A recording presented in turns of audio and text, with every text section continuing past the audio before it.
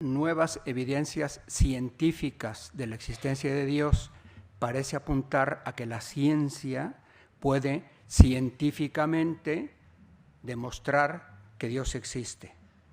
Creo que en esa comprensión del título, y no sé si es la pretensión del autor, hay un exceso que convenientemente matizado puede ayudar a que el propósito del libro sea mucho más conseguible, más eficaz. Y voy a citar una fuente que es el catecismo que ha citado José Carlos. En el número 31 que él ha citado, dice, ya no se, el catecismo prefiere hablar no de pruebas de la existencia de Dios, sino de vías de acceso, se entiende, racional a la existencia de Dios. Dice, también se las llama pruebas de la existencia de Dios, no en el sentido de las pruebas propias de las ciencias naturales. O sea, las ciencias naturales, con sus propias pruebas metodológicas, no pueden probar que Dios existe, sino en el sentido de argumentos convergentes y convincentes que permiten llegar a verdaderas certezas. Creo que con matizar esto bien quedan muchas cosas claras. La pregunta, por tanto, el libro aporta una cantidad de indicios muy bien recogidos, muy bien actualizados, todos convergentes a la existencia de Dios, sí, pero ¿prueban científicamente que Dios existe? No.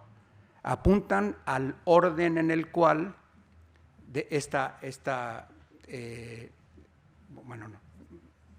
no abro una carpeta. Prueban al orden en el cual la pregunta se juega. La pregunta, ¿existe Dios? No es científica, es filosófica.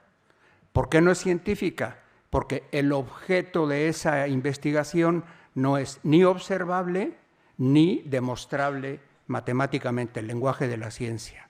Entonces, puesto que la pregunta no es científica, la ciencia puede aportar todos los indicios que justamente aporta el libro, pero la respuesta a la pregunta no es científica, es filosófica. Y cada uno podrá recorrer toda la aceptación de todas las pruebas científicas, de todos los indicios científicos de la existencia de Dios, pero llegar a afirmar Dios existe o Dios no existe, no es una afirmación científica, es filosófica.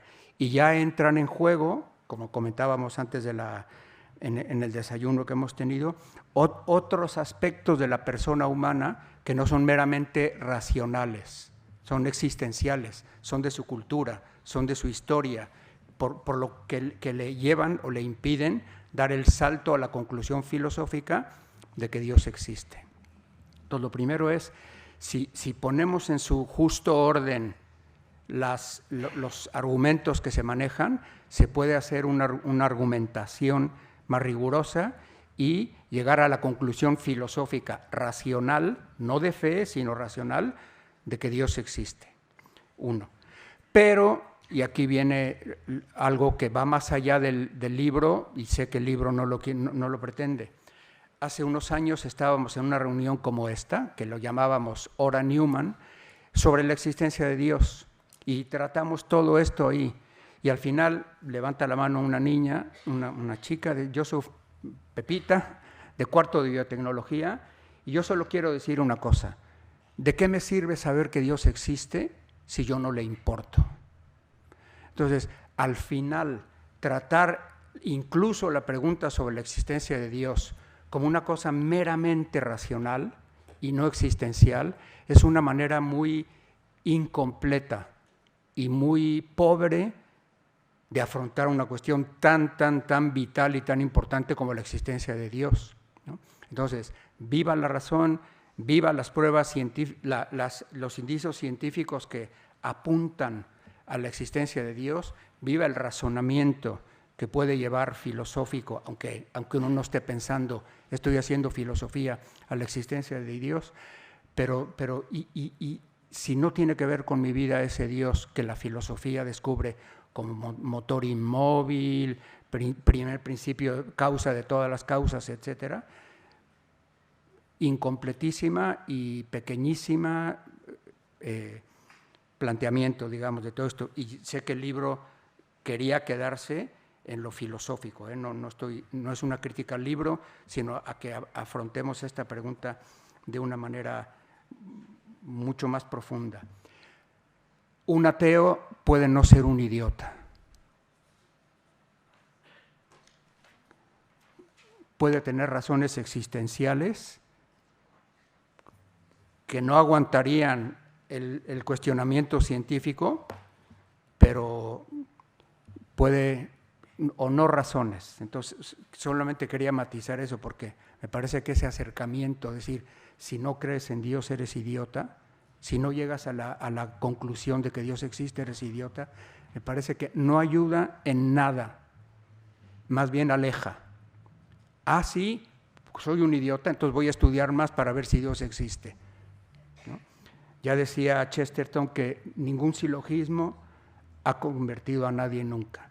Y el cardenal Ratzinger, antes, mientras estaban escribiendo el catecismo, decía, las pruebas de la existencia de Dios, las pruebas racionales, aristotélicas, tomistas, etcétera, tampoco han convertido a nadie. Llegar a la mera existencia racional de que Dios está ahí, como creador, como iniciador de toda esta cadena que hemos científicamente justamente